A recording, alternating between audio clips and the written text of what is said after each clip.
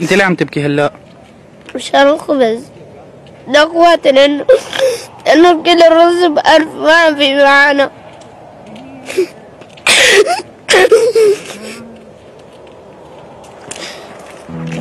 بس ما بدي شيء.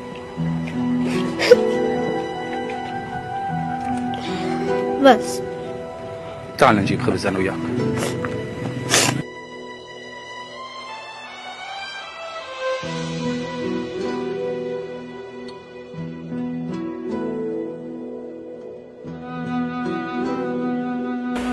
انا مشان اخواتي.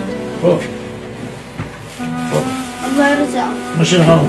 شو هذا؟ شو سلام. يسر.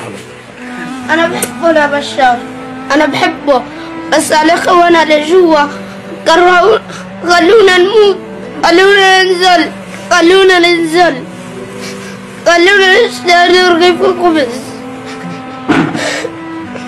بحب بشار.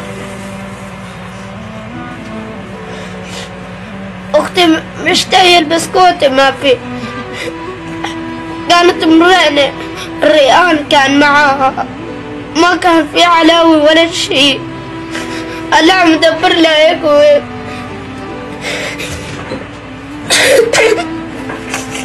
جا واحد اعطاني بسكوت شوكولاتة هاي صغيرة لاستك هلا.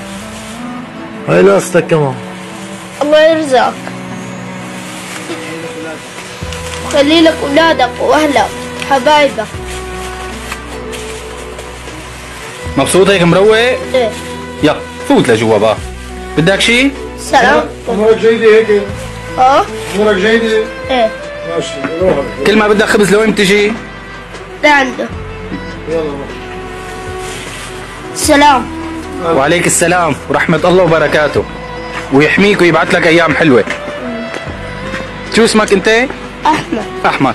باي يا أحمد. الله معك. الله معك أنت. هلا هيك بتخبي الخبزات عشان ما حدا ياخذ لك إياهم.